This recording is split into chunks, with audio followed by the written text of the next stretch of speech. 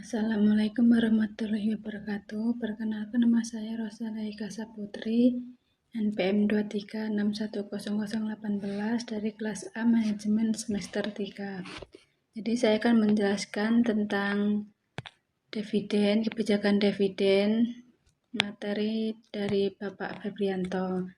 Jadi dividen berasal dari bahasa Latin, yaitu dividendium, yang artinya suatu untuk dibagi.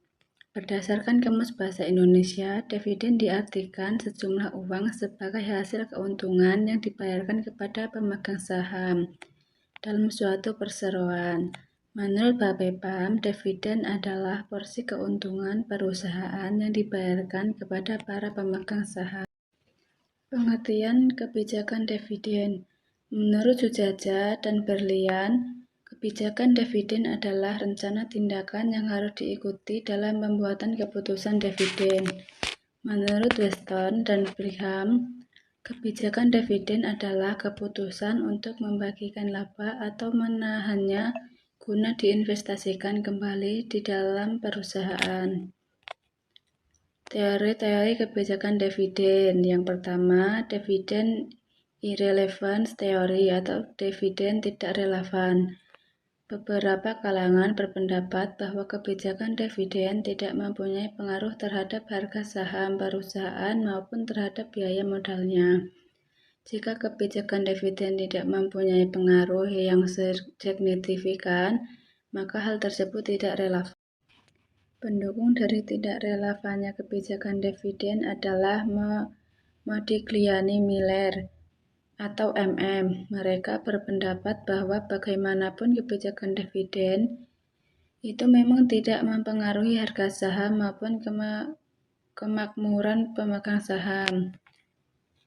MM menyatakan bahwa dividen tidak relevan berdasarkan asumsi-asumsi di bawah ini.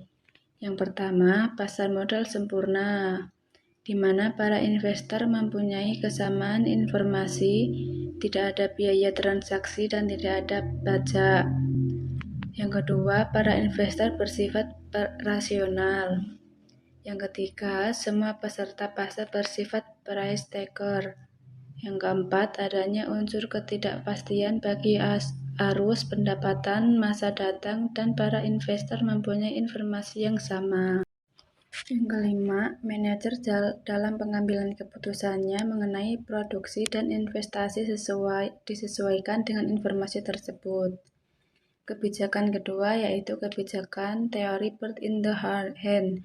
Teori ini ditemukan oleh Myron Gordon 1959 dan John Lindner 1956 yang berpendapat bahwa ekuitas atau nilai perusahaan akan turun apabila rasio pembayaran dividen dinaikkan, karena para investor kurang yakin terhadap penerimaan keuntungan modal atau capital gain yang dihasilkan dari laba yang ditahan dibandingkan seandainya para investor menerima dividen.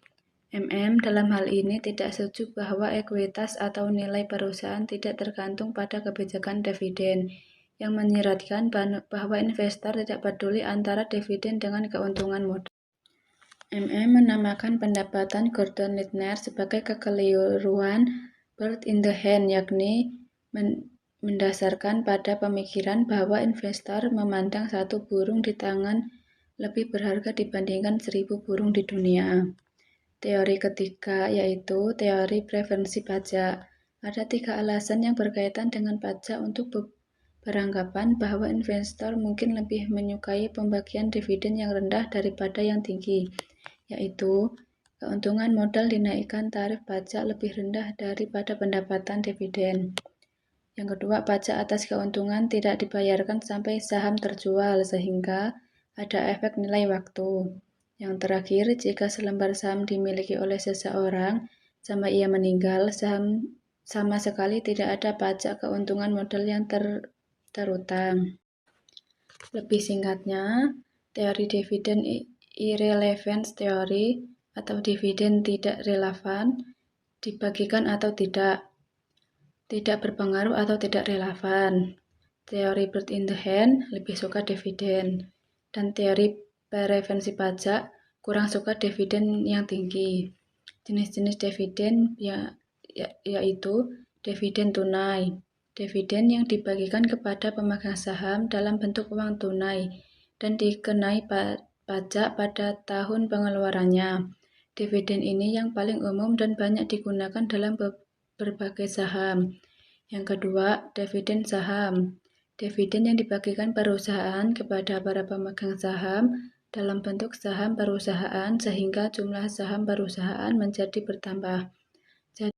Jadi, pemberian stok dividen ini dilakukan dengan cara mengubah sebagian laba ditahan menjadi modal saham yang pada dasarnya tidak mengubah jumlah modal sendiri. Yang ketiga, dividen saham pecahan. Pemecah selembar saham menjadi N selembar saham.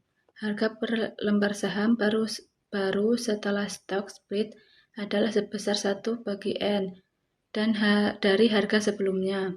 Dengan demikian, sebenarnya stock split tidak menambah nilai dari perusahaan atau dengan kata lain, stock split tidak mempunyai nilai ekonomis. Yang keempat, dividen scrip. Dalam bentuk perjanjian tertulis untuk membayar dalam jumlah tertentu pada waktu yang disepakati. Yang kelima, dividen properti. Dividen yang dibagikan dalam bentuk aktiva lain selain kas dan saham. Misalnya aktiva tetap dan surat-surat berharga. Yang keenam, dividen likuidasi. Dividen yang diberikan kepada pemegang saham sebagai akibat likuidasikannya perusahaan. Dividen diperoleh dari selisih antara nilai realisasi aset perusahaan dikurangi dengan semua kewajibannya. Bentuk-bentuk kebijakan dividen. Yang pertama, kebijakan dividen yang stabil. Jumlah pembayaran dividen itu sama besarnya dari tahun ke tahun.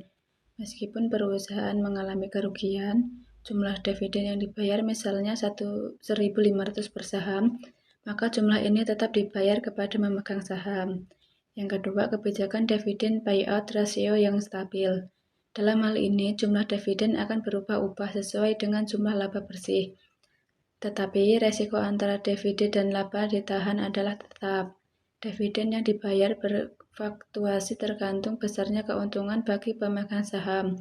Misalnya DPO 60% dari keuntungan. Jika keuntungan 1 miliar, maka dividen yang dibayarkan sebesar 60% dikali 1 miliar, sama dengan 600 juta.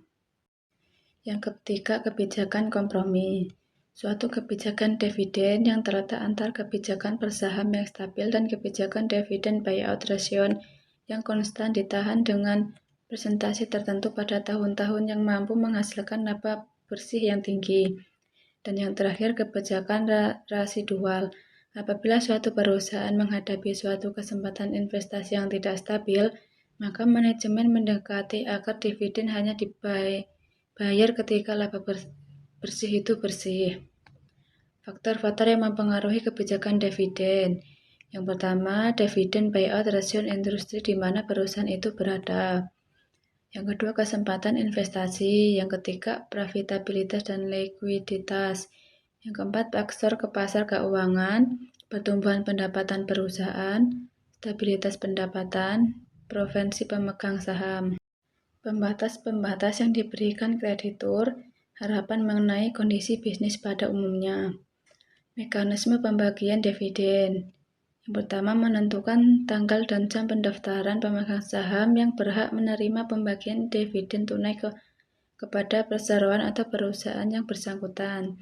Yang kedua, menentukan distribusi pembagian dividen tunai dapat melalui PT Konstadion Central Efek Indonesia atau KSEI atau melalui broker. Hal ini tergantung lewat perantara mana pemegang saham mengalokasikan bagian dividen tunainya. Yang ketiga, menentukan tanggal dan jam pembagian dividen tunai kepada pemegang saham yang namanya tercatat dalam daftar pemegang saham perseroan.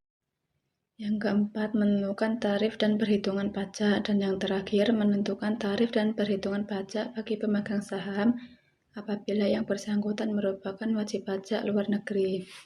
Mungkin sekian materi yang dapat saya sampaikan, kurang dan lebihnya saya mohon maaf dan saya akhiri. Wassalamualaikum warahmatullahi wabarakatuh.